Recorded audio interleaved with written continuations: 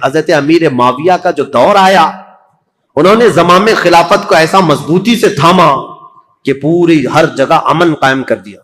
اتنا تو ہے کہ مکہ میں، مدینہ میں، کوفہ میں، بصرہ میں، ہر جگہ امن قائم کر دیا۔ 40 ہجری کے بعد جو دور ہوا ہے، امیر معاویہ یہ ابو سفیان کے بیٹے ہیں۔ ابو سفیان یہ بھی صحابی ہیں۔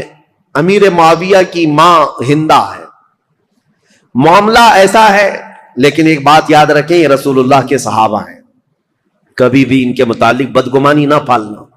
پہلے کے حالات بہت مختلف رہے ہیں، بہت الگ رہے ہیں۔ یہ ابو سفیان وہی ہیں جو جنگ بدر میں رسول اللہ کے مقابل میں آئے تھے، پورا مکہ لے کر کے، اور جنگ احد میں بھی حضور کے مقابل میں رہے، جنگ خندق میں بھی مقابل میں رہے، کئی جنگوں میں حضور صلی اللہ تعالی علیہ وسلم کے آمنے سامنے آئے۔ اس وقت امیر معاویہ بھی ان کے ساتھ ہی رہے، لیکن یہ پورا گھرانہ امیر معاویہ سے لے کر ابو سفیان اور ہندہ سارے لوگ جس دن مکہ فتح ہوا 7 ہجری، اس دن رسول اللہ صلی اللہ علیہ وسلم کے دامن سے وابستہ ہوئے، ایمان لائے۔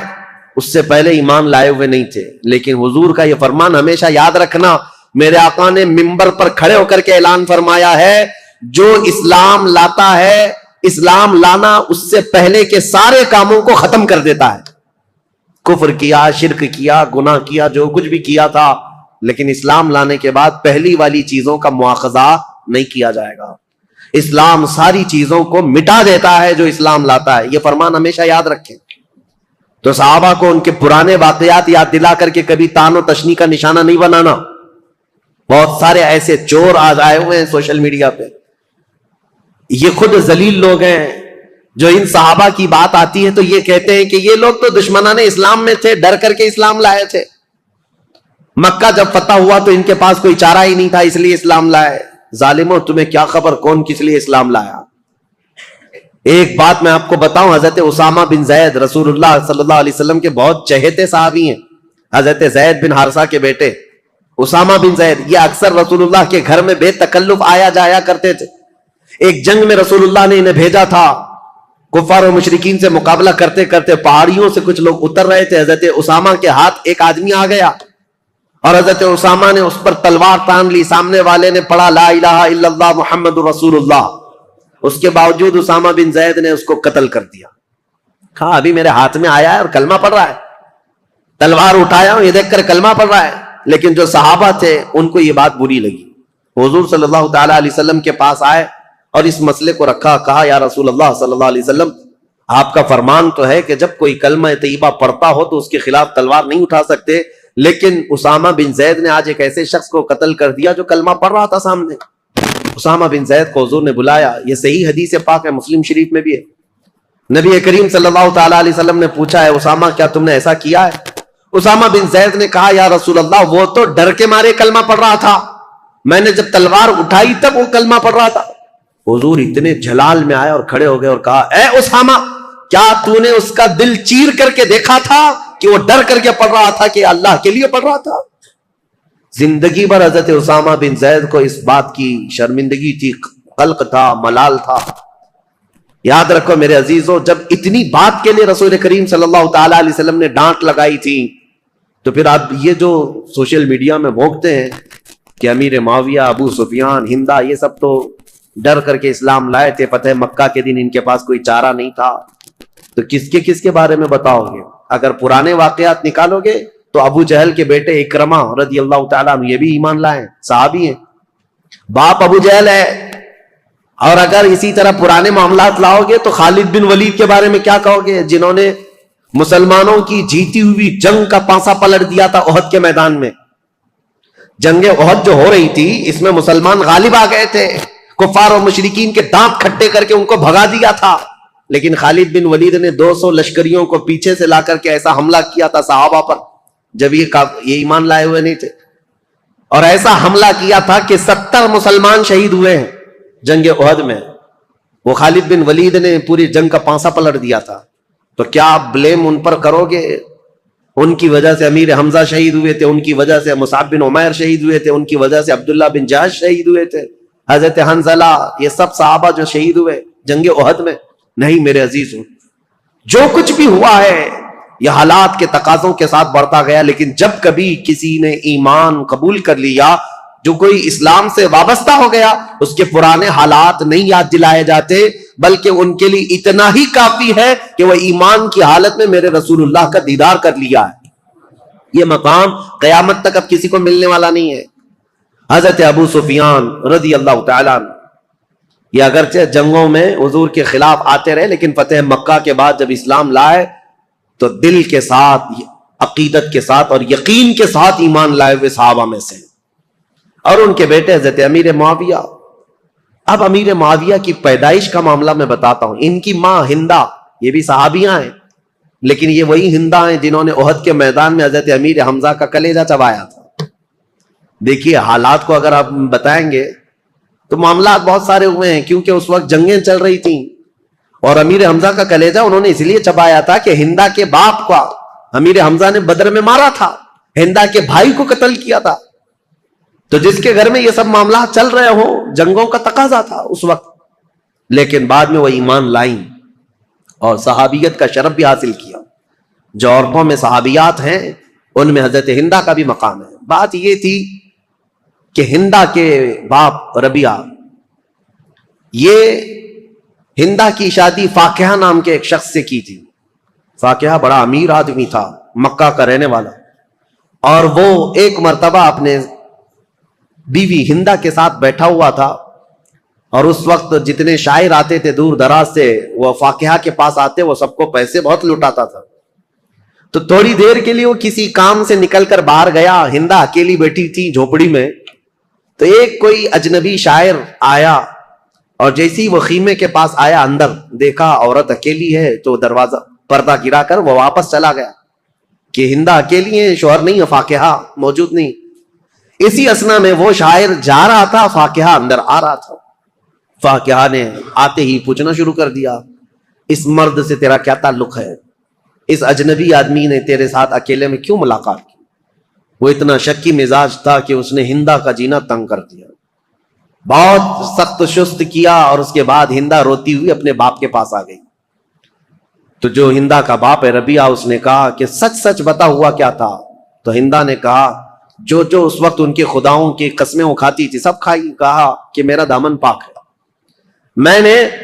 میں نہ اس آدمی کو جانتی ہوں نہ پہچانتی ہوں, مجھے تو یہ پتا بھی نہیں کوئی آیا تھا, یہ تو میرے شوہر نے بتایا کہ کوئی آ کر کے بھی گیا ہے یہاں پر. ہندا نے یہ سب باتیں کی.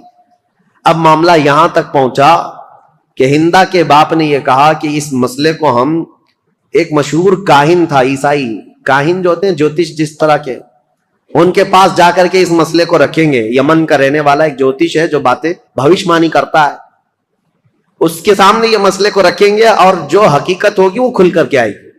ہندا نے کہا ٹھیک ہے چلتے ہیں. فاقیہ سے کہا گیا تو وہ بھی چلنے کو تیار تھا. وہ اپنے ساتھ خاندان کو لے لیا, فاقیہ کو, اور ہندا کی سہیلیاں اور اس کا باپ, یہ سارے لوگ نکل پڑے یمن.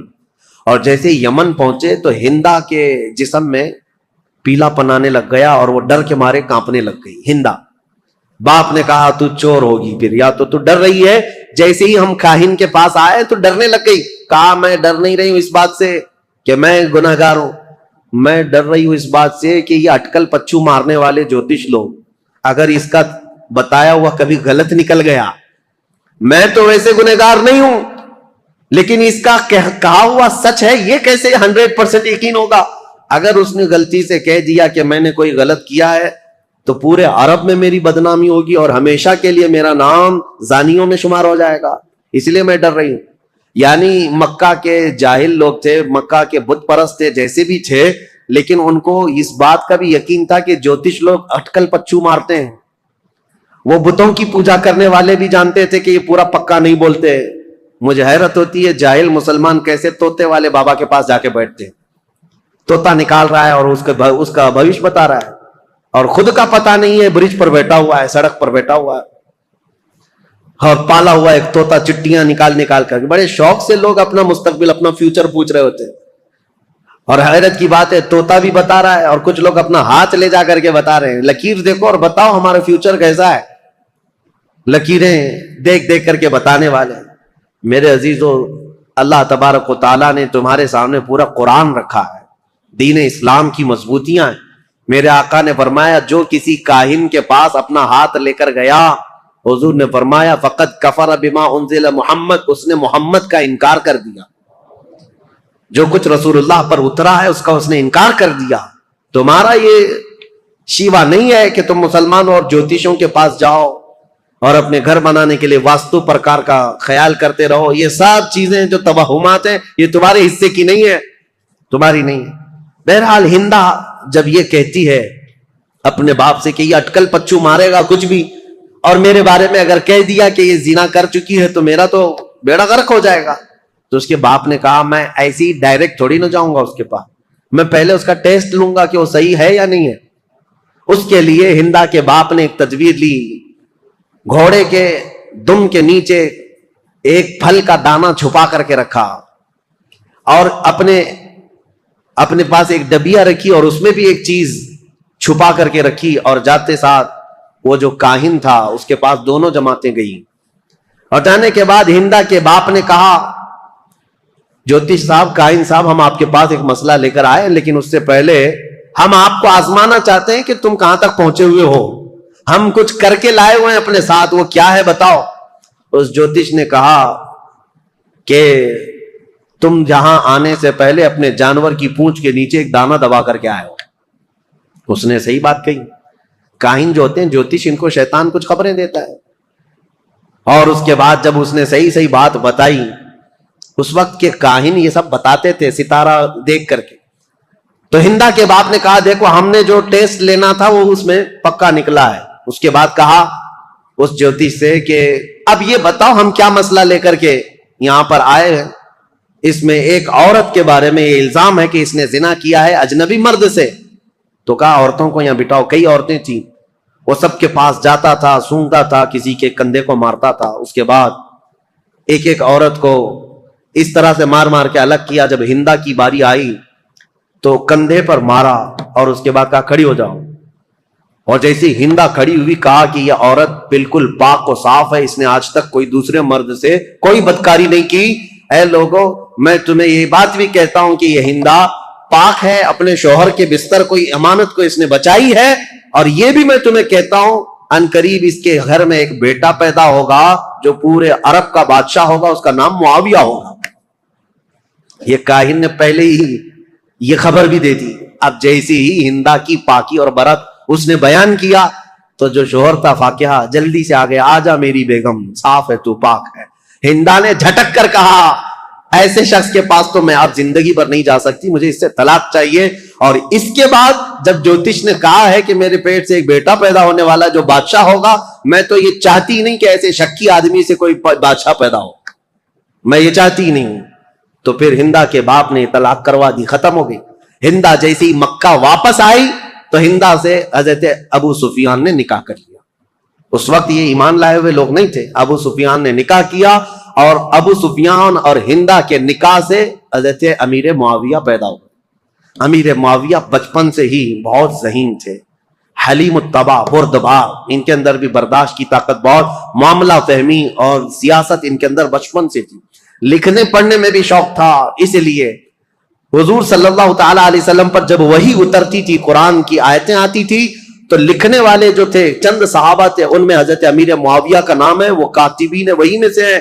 قرآن لکھنے کے لیے حضور نے چند صحابہ کو خدمت پر مامور کیا تھا، امیر معاویہ بھی قرآن لکھنے والوں میں تھے، کاتب قرآن ہیں، اور قرآن کو انہوں نے اپنے ہاتھوں سے لکھا ہے۔ جو سب سے پہلے نازل ہوا قرآن یہ حضرت امیر معاویہ۔ لیکن مسئلہ یہ ہے کہ یہ 7 ہجری میں ایمان لائے اور 11 ہجری میں حضور کی وفات ہوئی۔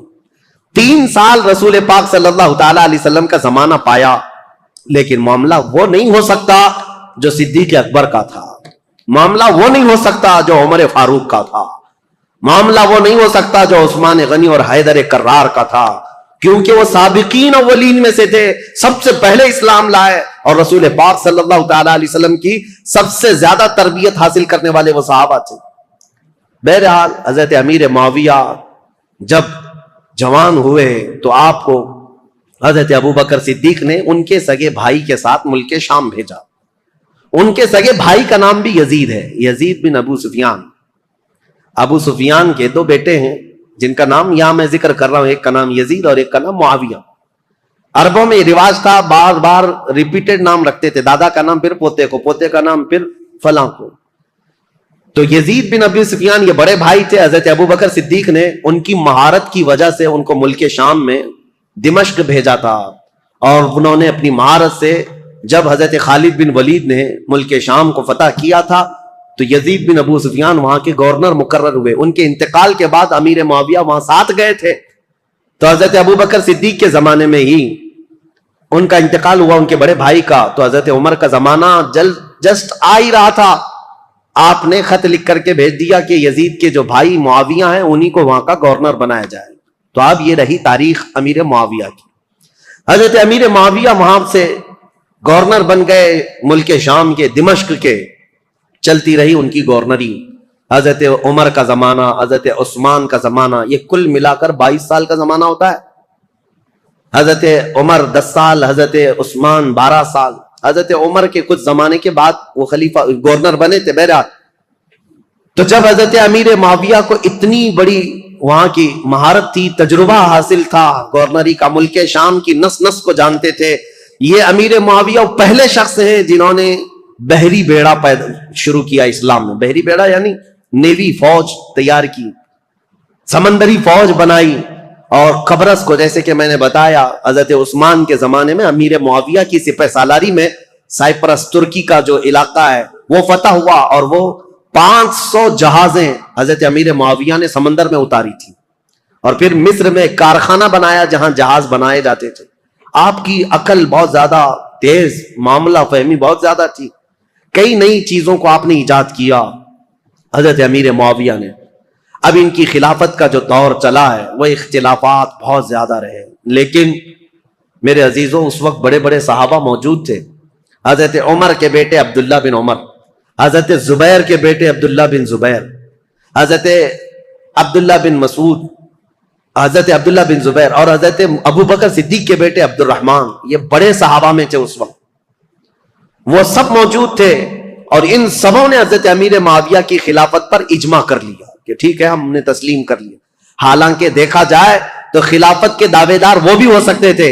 باپ میرے ابو بکر صدیق ہیں، باپ میرے عمر فاروق ہیں، اور حضرت امام حسن بھی علی بن ابی طالب کے بیٹے ہیں، بڑے بڑے صحابہ کے بیٹے تھے. لیکن ان سبوں نے امیر معاویہ کی یہ پرانی مشق اور ان کی تجربہ کاری کی وجہ سے خلافت ان کے حوالے کر دیا. اب حضرت امیر معاویہ کی خلافت کے جو اہم کارنامے ہیں وہ یہ ہیں کہ افریقہ کے، شمال افریقہ کے کئی علاقے فتح ہوئے اور دائرہ اسلام میں آئے. اور سب سے پہلے 55 ہجری کی بات میں بتا رہا ہوں، 55 ہجری میں، اور بعض روایت میں 45 ہجری میں سب سے پہلی فوج امیر معاویہ نے بھیجی تھی جو سندھ کے علاقے میں، یعنی ہمارا پرانا جو ہندوستان تھا، یہاں سب سے پہلی محلب نام سے ایک سپہ سالار امیر معاویہ کے بھیجے ہوئے وہ ہندوستان تشریف لائے تھے. بعد میں باضابطہ لشکر کشی جو ہوئی ہے وہ محمد بن قاسم کا دور ہے، لیکن امیر معاویہ کے زمانے میں 45 ہجری میں ہی سندھ میں قدم رکھ دیے تھے. اب آپ اندازہ کریں، مسلمانوں کی سرحدیں نہیں تھیں، وہ عرب سے نکلے ہوئے لوگ وہاں سے اپنی سرحدیں بناتے ہوئے ہند کے علاقے تک پہنچ گئے.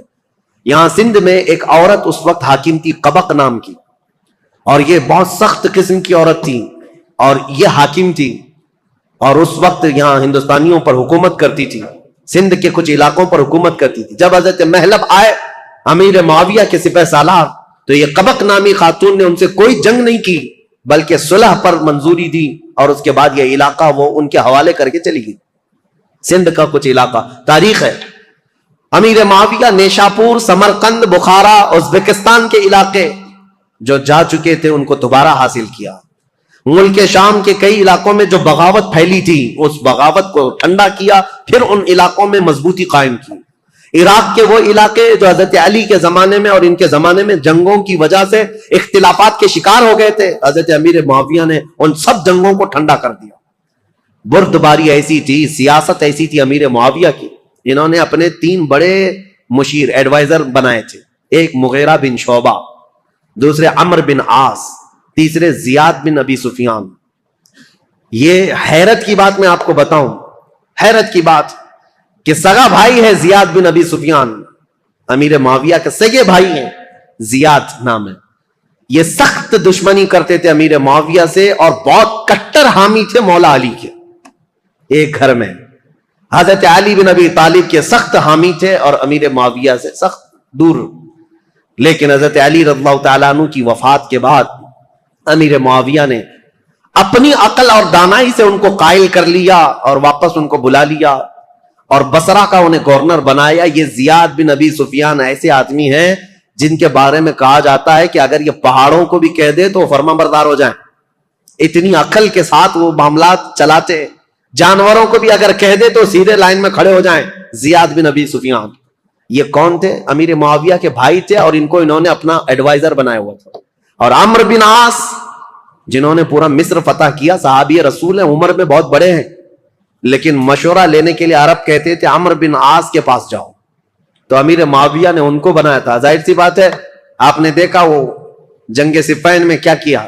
حضرت عمرو بن عاص نے بعد میں اعلان نہیں کر دیا تھا کہ میں اپنے فریق کو معزول نہیں کرتا. عمرو بن عاص امیر معاویہ کے مشیر خاص تھے. تیسرے تھے مغیرہ بن شعبہ، یہ بھی صحابی رسول ہیں لیکن ایسے زیرک تھے. یہ بھی پورے کوفہ کو کنٹرول کرنے میں اور پورے عراق کو کنٹرول کرنے میں ان کا بڑا ہاتھ تھا. مغیرہ بن شعبہ، یہ تین ایڈوائزر ایسے تھے جو امیر معاویہ کے شانہ بشانہ رہتے تھے. ان تینوں مشیروں سے یہ اپنی پوری حکومت کے سرحدیں کہاں تک پھیلا چکے تھے. بیٹھے تھے دمشق میں اور حکومت کی سرحد ان کی ہندوستان تک تھی. ایران بھی تھا، عراق بھی تھا، مصر بھی تھا، یمن بھی تھا، شام بھی تھا، پورا آج کے دور کا عرب تھا، حجاز نجد، اور پھر اس کے علاوہ آرمینیا، آذربائیجان، ترکی، یہ سب علاقے. اتنا ہونے کے بعد پھر افریقہ کے ساحلی علاقے پورے کے پورے امیر معاویہ کی زیر نگرانی تھی. یہ اتنا بڑا خطہ ہے، میں آپ کو کہوں تو یہ بیجا نہ ہوگا کہ خلافت راشدہ کے ختم ہونے کے بعد امیر معاویہ وہ تنہا خلیفہ یا حاکم ہیں جنہوں نے ایک وقت میں 3 بر اعظموں پر اپنی حکومت جاری کی. 3 انٹر کانٹیننٹل، افریقہ، یورپ اور پھر ایشیا کا تو تھا ہی حصہ. ان سب علاقوں میں اسلام کی سرحدیں پھیلائی. اب حضرت امیر معاویہ رضی اللہ تعالیٰ عنہ کے جو اہم کارنامے تھے، اسلام کی وسعت ہوتی رہی، لیکن جو جنگوں کو انہوں نے ٹھنڈا کیا وہ ایسے ٹھنڈا کیا تھا. کہتے ہیں کہ کوفہ شہر میں مغیرہ بن شعبہ حاکم تھے.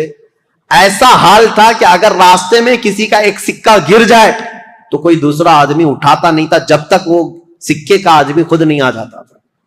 کوئی دوسرا آدمی چھوتا تک نہیں تھا. اور عورتیں اپنے گھر کا دروازہ بند کیے بغیر رات کو سوتی تھیں. کسی کو ڈر نہیں تھا کہ کوئی گھر میں آ جائے. یہ نظام اتنا ٹائٹ بنا کر کے رکھا تھا. امیر معاویہ کا ڈر تھا لوگوں کے اندر. خلافت کو اپنی طاقت سے، اپنی زور سے انہوں نے ہانک کر کے، یہاں تک کہ جو بربر قوم کے لوگ تھے افریقہ کے جنگلات میں رہنے والے، وہ ایسی وحشی قوم تھی کہ وہ تھوڑا سا اگر ان کے سامنے سے کوئی ہٹ گیا تو پھر وہ خبط سوار ہو جاتا تھا اور جنگلی جانوروں کی طرح جھپٹ پڑتے تھے. ایسی قوم کے لیے امیر معاویہ نے ایک پوری فوجی چھاونی ان کے ہاں قائم کر دی، جس کا سپہ سالار عقبہ بن نافع کو بنایا. وہ ہمیشہ ان کے اوپر سوار رہتے تھے بربر قوم پر، اور وہ ہمیشہ ان کی فرما بردار رہتی تھی.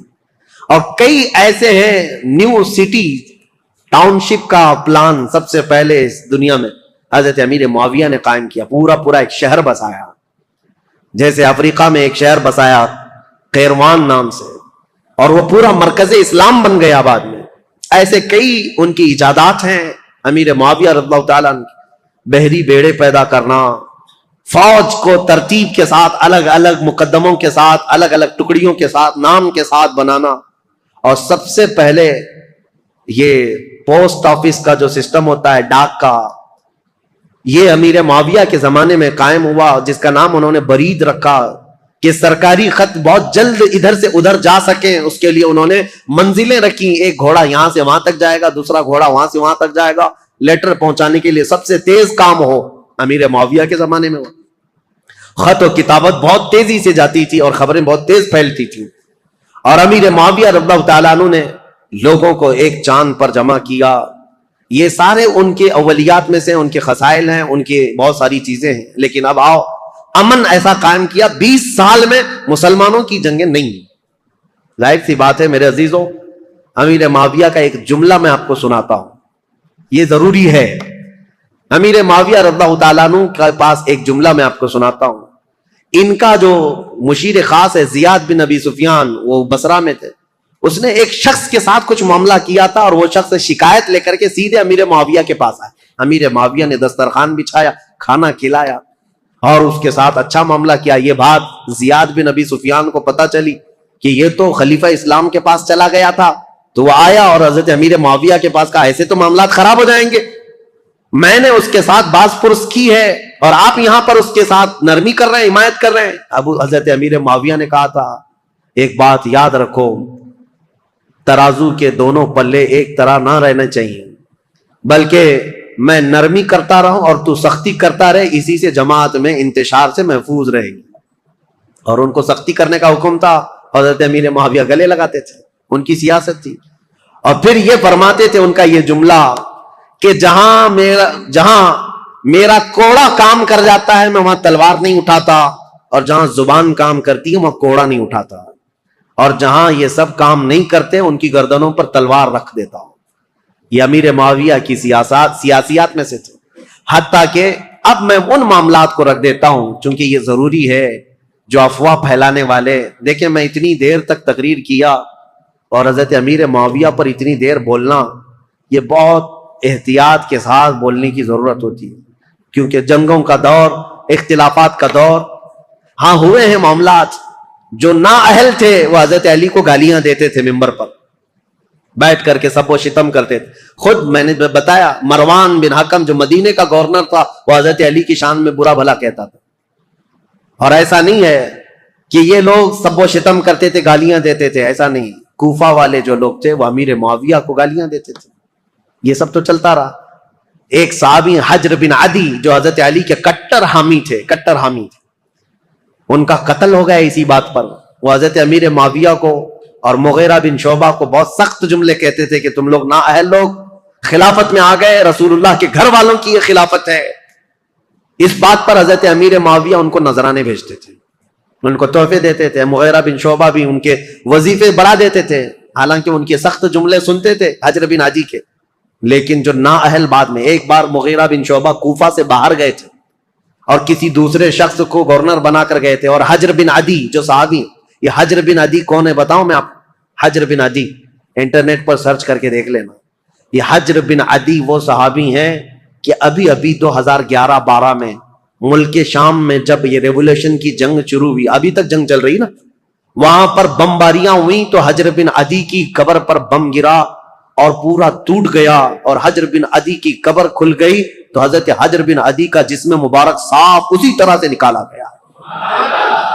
صحابی رسول کا جسم پاک، ان کی تصویر بھی پھیلی ہوئی ہے انٹرنیٹ پر. ملک شام میں حجر بن عدی یہ مولا علی کرم اللہ وجہہ الکریم کے کٹر حامی لوگوں میں سے ہیں. 1400 سال کے بعد میرے عزیزوں جسم اقدس صاف اسی طرح سے نکالا گیا ہے، آپ دیکھ سکتے ہیں اسی طرح سے نکالا گیا، اور دوسری جگہ بحفاظت دفن کیا گیا ہے. اے ظالموں اپنی آنکھوں سے دیکھو اور کن کن چیزوں کا انکار کرو گے. میرے مصطفیٰ کے قدموں میں رہنے والے غلام کا جسم 14 صدیوں تک محفوظ ہے، تو اس رسول کائنات کے جسم کا عالم کیا ہوگا؟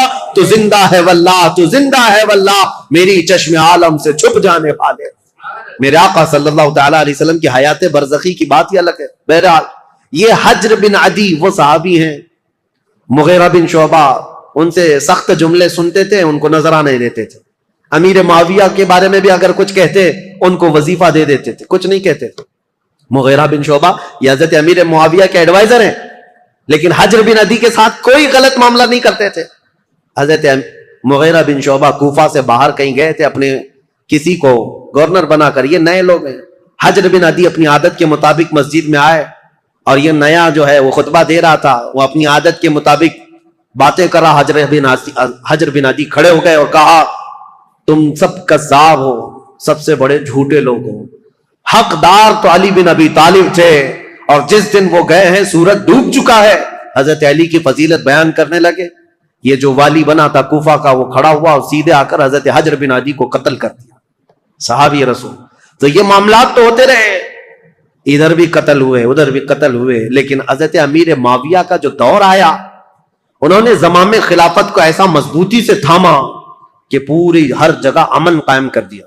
اتنا تو ہے کہ مکہ میں، مدینہ میں، کوفہ میں، بصرہ میں، ہر جگہ امن قائم کر دیا. لیکن وہ اخیر زمانہ ان کا، ظاہر سی بات ہے ان کی عمر جب 80 سال کے قریب تھی، 80 سال کے قریب ان کی عمر ہوئی. اب ان کے حالات جو سخت تاریخ کے لیے بدلاؤ کے ہیں وہ ایک ہی ہے. پھر بھی میں ادب کے دائرے میں عرض کرتا ہوں، حضرت امیر معاویہ کو بعض لوگوں نے آ کر مشورہ دیا کہ آپ کا دور ختم ہونے والا ہے. اب حالات ویسے نہیں ہونے چاہیے جب حضرت عمر کے انتقال کے بعد ہوئے، حضرت عثمان کے قتل کے بعد ہوئے. خلافت کے لیے لوگوں میں الگ الگ معاملات نہ ہو جائیں، اختلاف نہ ہو جائے، اس لیے آپ اپنی زندگی میں ہی کسی کو اعلان کر دیجئے میرے بعد یہ خلیفہ ہے. مسلمانوں کو ویسے بھی خلیفہ کی بات ماننا ضروری ہے، آپ کی بات سب لوگ مان لیں گے. امیر معاویہ رضی اللہ تعالیٰ عنہ کو جب یہ لوگوں نے آ کر کہا تو حضرت امیر معاویہ نے پوچھا کہ اچھا ٹھیک ہے، یہ ان کی بیماری کا وقت تھا. کہا بتاؤ میں کس کا اعلان کروں. چاپلوس لوگ تھے، چاپلوسی کرتے ہوئے کہا کہ آپ کے گھر میں یہ خلافت زیب دیتی ہے، آپ کا بیٹا یزید ہے، اس کو آپ خلیفہ کا اعلان کر دیجئے. یہاں سے اب تاریخ بدل جاتی ہے. اسلامی تاریخ یہاں آ کر کے بہت سخت ہو گئی ہے. امیر معاویہ نے پہلے تو انکار کر دیا، کہا نہیں، کیونکہ یزید کے شب و روز اور اس کے دن بھر کی جو مشغولیات ہیں وہ سب کو پتا تھے. نا اہل آدمی دن بھر کبوتر بازی کرتا تھا اور کبھی چھپ چھپا کر کے بندروں کو کھیل میں لگاتا تھا اور خوش ہو کر کے ہنستا تھا. اس کے الگ الگ معاملات تھے، اس کے شراب پینے کی بھی باتیں ہیں. لیکن امیر معاویہ سے چھپ کر کرتا رہا یا ان کے دور میں کم کرتا رہا. حضرت امیر معاویہ نے منع کر دیا. لیکن پھر کچھ بڑے بڑے لوگ بھی آئے، کہا کہ یہ بات صحیح ہے کہ مسلمانوں میں ایک بہت بڑی جنگ ہوگی اب خلیفہ کے انتخاب کے لیے، کیونکہ حضرت امام حسن سے جو صلح ہوئی تھی وہ تو اس بات پر ہوئی تھی نا، امیر معاویہ کے بعد خلافت امام حسن کو جائے گی. لیکن امام حسن تو شہید ہو گئے، اب کون ہے؟ تو بہت سارے لوگ اس وقت جو موجود تھے انہوں نے اس بات کا ویرودھ بھی کیا، انکار بھی کیا، کیونکہ ابھی 3 بڑے صحابہ موجود تھے. سیدنا ابو بکر صدیق کے بیٹے عبد الرحمن، حضرت عمر کے بیٹے عبداللہ بن عمر، اور حضرت علی کے بیٹے امام حسین. یہ بڑے بڑے صحابہ، اور حضرت زبیر کے بیٹے عبداللہ بن زبیر یہ بھی موجود. تو ایک صحابی آئے حضرت امیر معاویہ کے پاس، احنف بن قیس. انہوں نے کہا کیا یہ اچھا ہوگا کہ آپ اعلان کر دیں عبداللہ بن عمر کے نام پر، ان سے افضل کوئی نہیں ہے کیونکہ وہ بڑے صحابی ہیں، رسول اللہ کا زمانہ پائے. امیر معاویہ رضی اللہ تعالیٰ عنہ کے سامنے یہ سب معاملات تھے. انہوں نے پھر مغیرہ بن شعبہ کو بلایا جو کوفہ کے گورنر تھے، زیاد بن ابی سفیان کو بلایا. پھر پوچھا تو انہوں نے کہا کہ جیسا آپ کہنا چاہتے ہیں ہم کرنے کو تیار ہیں، ہم لوگوں کو سنبھال لیں گے جیسے 20 سال سے سنبھال رہے ہیں. تو امیر معاویہ نے خط لکھ دیا سب کے نام پر کہ میری زندگی آخر دور کو پہنچ چکی ہے، اے مسلمانوں میں اپنی زندگی میں اعلان کرتا ہوں میرے بعد میرا بیٹا یزید بن معاویہ تخت خلافت کا جانشین ہے. مغیرہ بن شعبہ لے کر کے گئے، انہوں نے تو نافذ کر دیا. زیاد بن ابی سفیان جو تھے انہوں نے بھی نافذ کر دیا. اب مدینے کا مسئلہ تھا، مدینے میں مروان تھا، مروان کو لکھ کر کے بھیجا گیا لیکن اس میں نام نہیں لکھا گیا. پہلے خط میں یہ لکھا گیا کہ امیر معاویہ یہ چاہتے ہیں مسلمانوں میں جنگ نہ ہو، اس لیے اپنی زندگی میں کسی کے خلیفہ ہونے کا اعلان کرنا چاہتے ہیں. مروان نے سارے بڑے صحابہ کو بھی بلایا جو موجود تھے، سب سے یہ مشورہ لیا کہ خلیفہ وقت امیر معاویہ کا یہ کہنا ان کی رائے ہے. سبوں نے کہا اچھا ہی ہوگا، پھر ایک نئے خلیفہ کو چننے کے لیے لڑائیاں ہوں گی. امیر معاویہ اگر اعلان کریں گے تو کسی اچھے کا کریں، کیونکہ نام نہیں تھا اس وقت. سب مدینے والے اس بات پر راضی ہو گئے، ٹھیک ہے. اس کے بعد امیر معاویہ کو جب یہ خبر پہنچی کہ سب معاملہ ٹھیک ہے، راضی ہیں، تو دوسرے خط میں انہوں نے بھیجا کہ ہاں میں اعلان کرتا ہوں کہ میرا بیٹا یزید تخت خلافت کا جانشین ہوگا. یہ خط جیسی آیا، مروان نے اب جن لوگوں کو بلایا اس میں بہت سارے لوگ تھے، تابعین اور صحابہ. اس نے کہا امیر معاویہ نے اپنے بیٹے کے خلافت کا اعلان کیا ہے. سب سے پہلے اب مروان نے جو بات کہی یہ کہی تھی رسول اللہ صلی اللہ تعالیٰ علیہ وسلم کی سنت پر اور ابو بکر اور عمر رضی اللہ تعالیٰ عنہ کی سنت پر امیر معاویہ اپنے بیٹے کو خلیفہ کا اعلان کر رہے ہیں. تو حضرت عبد الرحمن کھڑے ہو گئے، عبد الرحمن بن ابو بکر. کہا جھوٹ بول رہے ہو، یہ کہو رسول اللہ کی سنت اور ابو بکر عمر کی سنت نہیں، عیسائی بادشاہ ہرقل اور عظیم الروم کی سنت پر کہ ان کے ہاں ایک بادشاہ مرتا ہے تو بیٹا خلیفہ بنتا ہے. اسلام میں ایسا نہیں، تم جھوٹ بول رہے ہو. ابو بکر اور عمر کی سنت ہوتی تو ابو بکر نے اپنے بیٹے کو خلیفہ نہیں بنایا, عمر نے اپنے بیٹے کو خلیفہ نہیں بنایا, بلکہ ان خلفاء نے اپنے خاندان کو خلافت سے دور رکھا رضوان اللہ علیہم اجمعین.